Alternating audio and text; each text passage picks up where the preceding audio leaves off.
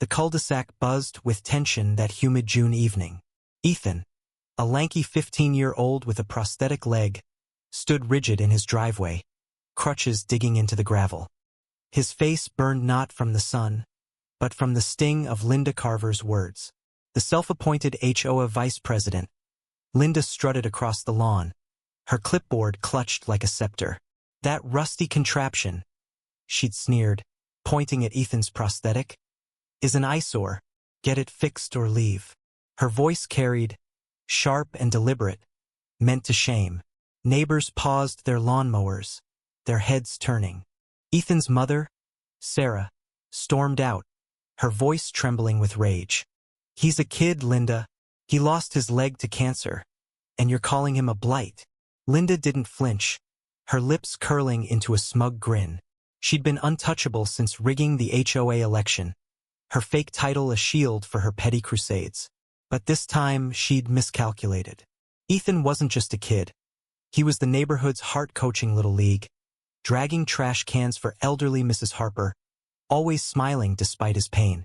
Word spread like wildfire. By dusk, a crowd gathered. Mr. Patel, the quiet grocer, Mrs. Harper, leaning on her cane, even Jake, the gruff mechanic who never spoke. They encircled Linda, their voices rising. You think you own us? Jake bellowed, his wrench still in hand. Linda's confidence wavered, her eyes darting for an escape. Ethan, voice cracking, spoke up. I'm not hiding who I am to make you comfortable. The crowd roared, their unity a wall of fury. Linda doubled down, her voice shrill. This neighborhood has standards. You're all just too soft. But her words drowned in the tide of outrage. Sarah stepped forward, holding up Ethan's old prosthetic, scratched, worn, but a symbol of his survival. This is what you mocked, she said, her voice steady now.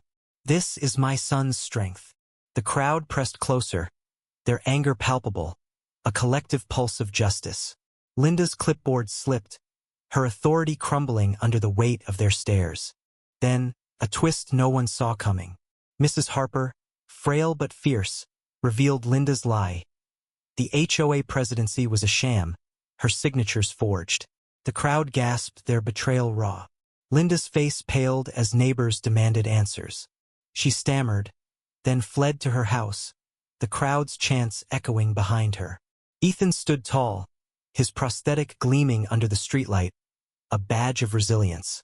But the victory was bitter. Linda's cruelty had fractured the community's trust, leaving scars deeper than anyone expected. The next day, Linda's car was gone. Rumors swirled left town, shamed into silence. Ethan, though, felt no triumph.